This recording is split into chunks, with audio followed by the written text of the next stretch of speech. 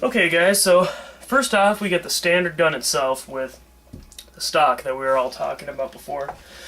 Now, again, one thing you're going to notice right off the back, this is Desert DPM camo, is what it's supposed to be. And yeah, it's basically Desert camo. You have their Desert DPM tan and Desert DPM brown. So, again, more or less a Desert camo. Pretty cool overall. And you're not going to really notice too much from the left to right here. It's pretty cool. And first modification that I just put on here, because again we're doing it as a little bit of a build, is I ended up putting, what do you call, a flash suppressor from, it's Midwest Industries. Why can I not pronounce that? Is beyond me. Now, first of all, it's a pretty cool flash suppressor. Runs around 30 bucks. It's the only one that I found that actually really, I guess you could say, helps more than not. Again, I think the AK-47, like the 45-degree slant, is good enough, but you can't go wrong, upgrading. But my main issue with a lot of them is it adds a lot of extra length past that front sight post that I don't care for. So to me, it's usually, just not enjoyable. But since we're going tactically, I think on the overall on this at the end here, it looks really good on it. So as you can see. Anyways, fortunately I don't have the best field of view from left to right for you guys. Later on here I'll do a full out one. So anyways, after that, let's put on the grip here. Alright guys, so we got the grip. I ended up going with an AK-47 AKMS grip. Now, the main reason I went with it is because I'm sure you all wear, gloves, like skin type ones, whether it's, for just shoveling or depending on, if you work in like whatever you work with, you probably wear gloves at least at one point in time. Now my hands, they're kind of that medium is just a shade too big, large is just too large. So I end up always wearing mediums. Now, the crappy thing with that is the same thing for grips, like interchangeable back straps, all that stuff. To me, that's awesome. Makes it a little bit easier for me. And originally, I was going to be going with, I ended up doing pretty crazy conversion here. Magpul Myad grip with an AK-47 AR-15 converter. I originally went with that, and it felt pretty decent. This added a little bit of gap right there, but felt pretty good. Okay, and originally again I was going for that, but when I got that AKMS, this grip was just outstanding. Fit my hand just pretty much perfect, if not perfect. And definitely had to go for that. And again, it has the ridges too, just for finger-wise, just fingers fit in there perfect. So, and it looks pretty cool too. It's, more on the tactical side and whatnot. So, again, pretty simple, pretty easy. Alright, let's get on to the handguards. Alright, so for the handguards, I ended up going with, it's the K-VAR polymer handguards, and they more or less have three versions, all being the same. And they have the USA, and then as well like a Russian and a Bulgarian one. But they all look the same. They have, I'm going to bring it up getting closer to the camera, but they got like the rivets and whatnot. I don't know if that's how you... And then they kind of got the thumb ones too. And the cool thing about it is it gives just the, on the right and left, like, it just gives a really nice feel to it. It's really nice and firm. And as well, they're just really, strong. And it's not like the cheaper polymer. So that's kind of a big perk that I saw. Now, originally, that was not my plan. I was kind of talking about, I had a problem. I was going to get the Surefire M83 4 rails. And then with that, I was, I did a vertical grip up. And then I as well was going to put a single point, or sorry, like a rifleized single point, like a Daniel Defense sling thing on there. I was going to do a sling system, which somehow I kind of have to figure out how I'm going to redo that. But unfortunately, that's what I ordered like right after I did the contest. It was kind of like the beginning of the contest. I'm like, okay, I can do this. I'm like, yeah, I should totally do this. So I ordered it from frickin' opticsplanet.com. A month and a half later, because they're like, oh yeah, it'll be here in a couple weeks, we'll ship it out to you. A couple weeks later I call them, and they're like, oh yeah, it turns out we're actually not getting it to the 20th of September. I'm like, oh my god, really? So it's like another 3 weeks or so. Call them, September 20th, see if it's in. Of course they say it's in. 3 or 4 days later, I'm still got charged, I'm like, okay, well, what gives? So gave them another call. Oh yeah, we didn't ever get any in. I'm like, really? So then I ended up ordering it from, what do you call, LA police gear. And, you know, it's pretty cool sight.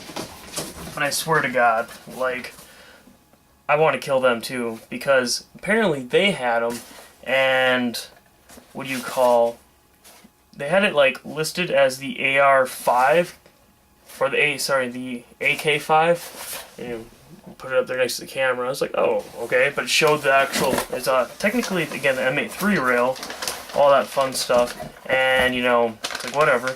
Now, apparently, there's an AR-5, that's like an AK, and all that other fun stuff.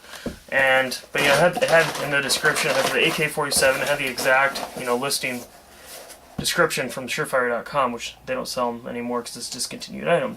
So they ended up sending me this M86 mount, which I'm like, oh my god. So it ends up being this huge thing called them. They didn't have it either.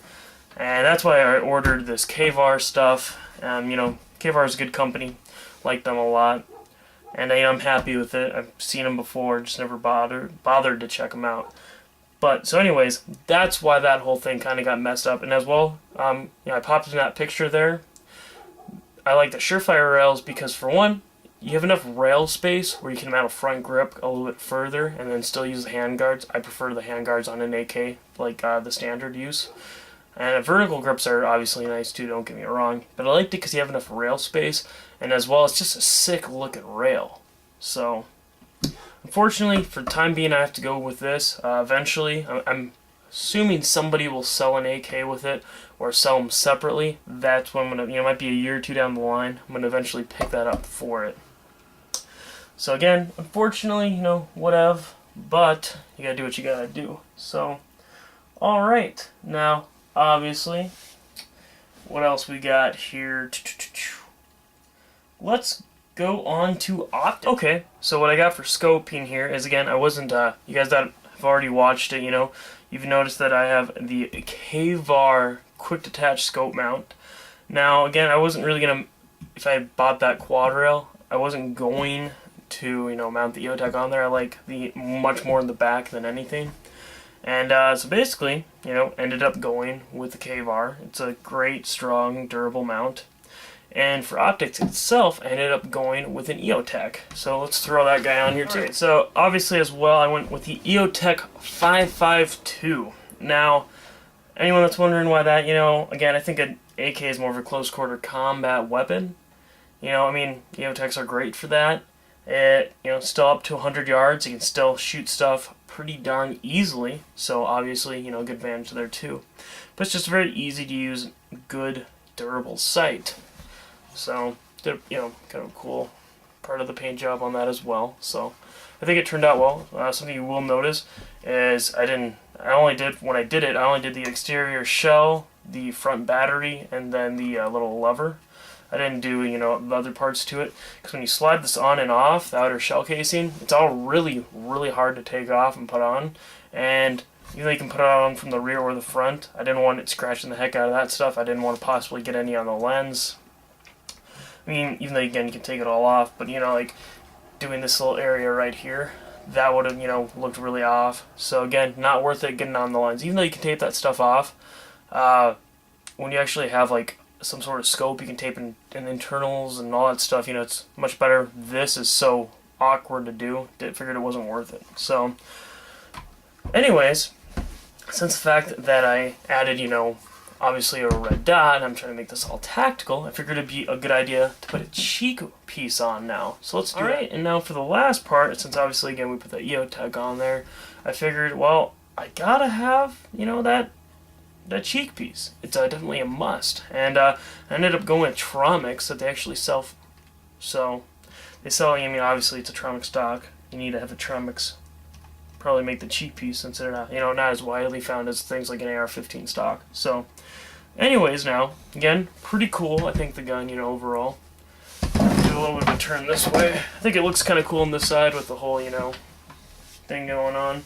Now, obviously, I do a couple mags for it, all that fun stuff. So, I ended up doing a handful of mags here. And I ended up starting with this is like just a shitty Romanian one. Or it comes with Romanian ones. Okay, that was a terrible idea. Because that True Strip, what is it called? True Strip Degreaser Cleaner. that Lara weaponry cells, it literally, like, I roughed up everything. It literally, like, took the finish off. That was crazy to see. Like, that's how, I don't even want to know what they finished these mags with. So I had to do a lot of work on it. It turned out mediocre on the overallness. But yeah, it turned out pretty ghetto. I had a couple 30-round Bulgarian mags I bought as well with this. They are the waffle style. Kind of cool. So I did these guys up.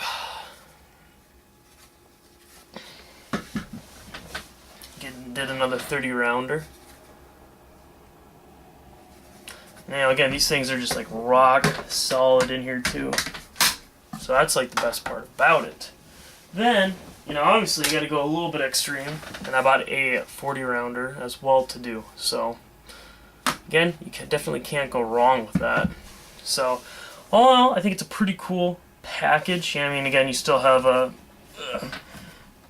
Okay, I gotta take it off the table here. It's being a little hard.